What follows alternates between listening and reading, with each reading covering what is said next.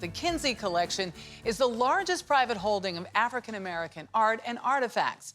The family show has traveled the world, and some say it was the blueprint for the Smithsonian National Museum of African-American History and Culture. We caught up with them in Houston at their latest exhibition to discuss how it all began and the importance of knowing your history. Inside Houston's Holocaust Museum, America's fight against Nazi Germany is getting a second look. Here we have African-American troops liberating concentration camps. You never heard that before. This history is being shared through the lens of a family hoping to right the record. The myth of absence is operating at so many levels in the Kinsey Collection, and we believe when you come through here, you see a different side of this whole story. For husband and wife Bernard and Shirley Kinsey, these paintings hanging on the wall are some of my favorites because... and their son Khalil, the whole story covers far more than World War II. This is a marriage record for a young girl named Estabana, known as the earliest known black baptismal record in American history. Documents from the 1590s of free black people who settled with the Spanish in St. Augustine, Florida. How do you know they're black? It actually states that in the transcription. Oh, wow. Yeah. And other artifacts and artistry, sculptures, paintings, murals. These are doors. Where are they from? From the Cape Coast Castle in Ghana, 4.5 million people went through these doors. Giving context to an era many have tried to forget. One of the most profitable businesses in the history of the world was taking people. I mean, in 1850, people were more valuable than land. Land in Florida was 2 cents an acre, and a person was $500. So do the math. And greater understanding for our common connection.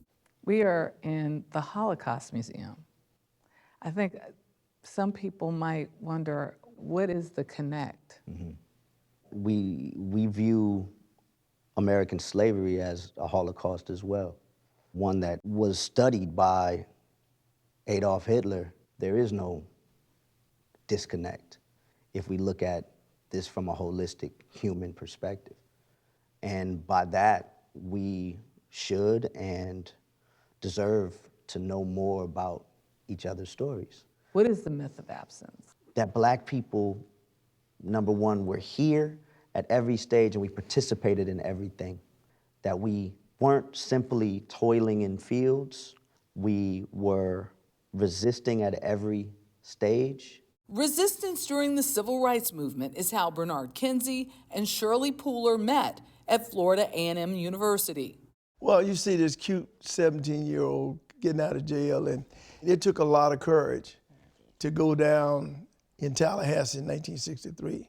People were getting killed. And I just thought that combination was pretty remarkable. So I wanted to meet him. After graduation, they got married, and Bernard became one of America's first black park rangers. So we began to collect souvenirs at first. Actually, it was Native American stuff first, because our first travel was from Los Angeles to the Grand Canyon. Grand Canyon. I had never been there, so our first collecting really was, I've got Kachina dolls, I've got rugs, I've got sand, I've got all kind of stuff from these national parks. But once he became a big corporate executive at Xerox, their collection grew more nuanced. Ernie Barnes was one of the first pieces that we bought, because his work always inspired us growing up in the South. So what room is this? Well, this is where we keep all the good stuff. Inside their home, their own ancestry speaks volumes. This is my dad, who I just adore. Bernard's father was an educational changemaker in Florida. Shirley's grandmother, a silent protester through her sewing machine. Well, because when I was growing up, Mama said, we don't go to the store if you can't try on clothes. I'll make your clothes, and that's what she did. People began entrusting them with their family's possessions. This gentleman called him up and said he'd found this in his aunt's attic, and nobody had been up there since the 50s or whatever, and wanted to send it to him. And Bernard, I can remember you stood there opening at the door, and he was literally shaking. A bill of sale of a human being from 1832. I couldn't believe that somebody could own somebody. Now, it's abstract when you read about it. It is different when you're holding this guy in your hand. That was a turning point when casual collectors became intentional curators. Another push came through an assignment for their son in elementary school. And he came home saying, well, Mom, James can go all the way back to the Mayflower. And Jimmy can go all the way back to Paris. And we could say only we could go to Florida because we didn't know anything else beyond that. I decided then that all of his reports were going to be about somebody black who did something to help America become America. From authors and thinkers like Phyllis Wheatley and Frederick Douglass to the man who ensured Washington, D.C. was built to spec, Benjamin Banneker. For nearly 20 years, the Kinseys have taken this show on the road, from Hong Kong to Disney's Epcot Center to the Smithsonian, and even a Super Bowl at SoFi Stadium. That's Shirley, that's Khalil reading Khalil Gibran, yeah. And that's me. And I love this because he's got us looking toward the future. Everywhere the Kinsey Collection goes, it relays writings, inventions, and presents in all spaces linking past with present.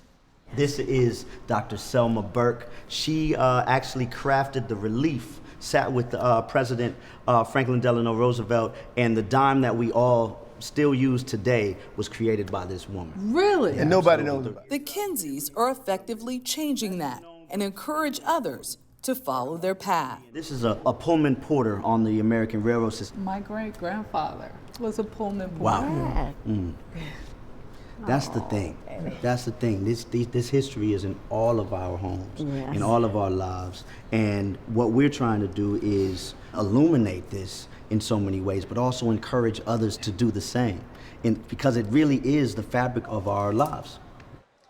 Seeing that uniform really just transported me to wonder about emotional. This. I really did. I don't want to get all into it without pointing out the Kinseys have this remarkable book that details their entire collection. It is, as I said, more than 1,000 pieces. It's fascinating. Michelle, that piece was fantastic in so many areas that you were able to show us of parts of the collection, how different it is. Really want to thank Sierra Morris for helping me with this project, our producer, and both of our editors, Kathy Landers and Laura Fajersu.